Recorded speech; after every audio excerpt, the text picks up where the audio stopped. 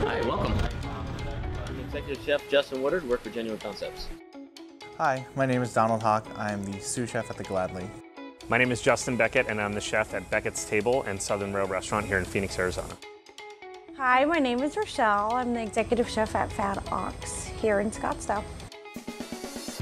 The process of getting on the show was very foreign to me because I didn't expect to get on the show, truthfully, at all during any of this process. It's kind of like the 3 stages of rejection, like, you know what, I can do this. And then it goes to, you know what, they don't need me? No, I'm too good for it. And then all of a sudden, like, oh, I made it? That's not good for me. I did not prepare at all. Actually, I just refused to admit it was happening until it was actually happening. Then I was flying out. I was like, oh my gosh, I'm actually doing this.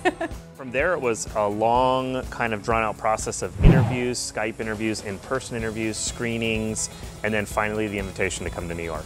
It wasn't just about me, it was about, people are going to see the show. Everybody watches Chop, so their goal is to put as much pressure on you as they can.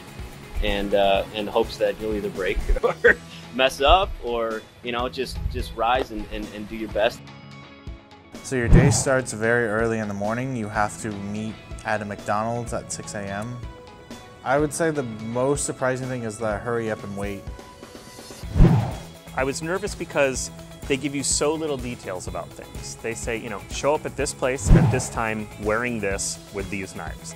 I knew about the show, just not a whole lot about the grill masters than being outside trying to stoke a fire.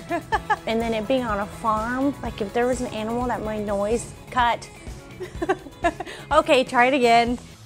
Great. So not only am I having to cook on this platform, Martha Stewart's involved. Wonderful. So that, again, was another layer. You're just stacking them up. Everyone's adrenaline spikes.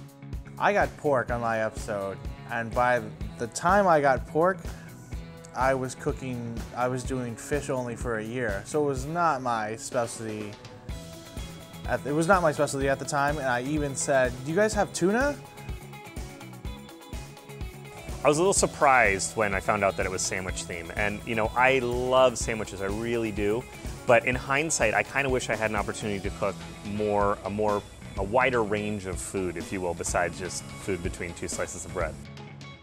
So when you're going into the pantry, you're running around, you're looking, you don't get to know where any of that stuff is at first. So you just look like you're lost.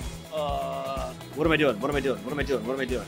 So you run around kind of like what you see on TV. You're just running around. That's legit how it felt. Like you're just totally panicking, going, oh my God, where's this, where's that? So it's not for the faint of heart. I do not, as you can tell, this does not exercise very well or much. And so when I started running, and these shoes were new that I was wearing, it was like, wow, I can run in these things. There's, 15 different cameras and everyone's getting a different angle of your face. And I remember watching the show and saying, to my wife, I said, I got to remember not to make funny faces when they give me critiques, because I know that they zoom in and they do that.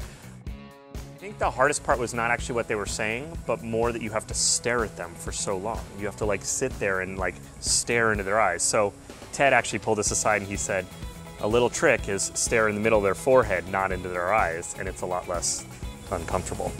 If you make it all the way to the final round, you're there for 12 to 14 hours.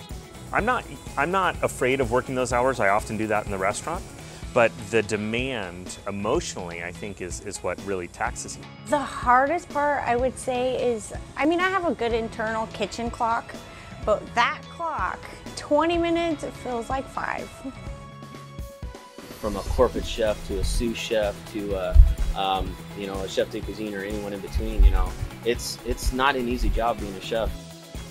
Since the show, I got awarded Best New Chef for the Culinary Hall of Fame, so that was amazing. I would say the lessons that I walked away with is just don't overthink it. And just do what you know and what you're comfortable with and let that shine. Even though my round went the way it did, at the end of the day, all we're really doing is we want people to be happy.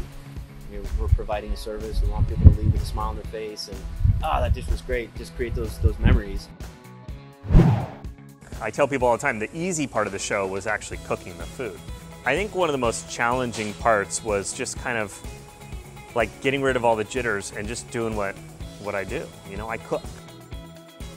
I got 4th place, which I'm okay with. I was like, whatever happens, happens. You know, that show was fun to do. I don't think it shows what your skill level is also, and what relation you get to 1st place. Yeah, I'd go back. I'll probably get like a double pork basket, a basket made of pork.